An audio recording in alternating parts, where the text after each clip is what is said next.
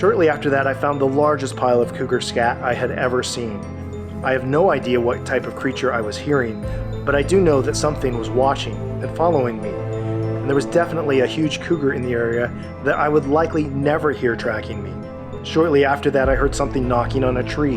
It was a dry, hollow sound, like a 2 or 3 inch thick stick slowly, rhythmically hitting another piece of wood. This happened about 3 times consecutively, about 14 seconds each, and then it stopped.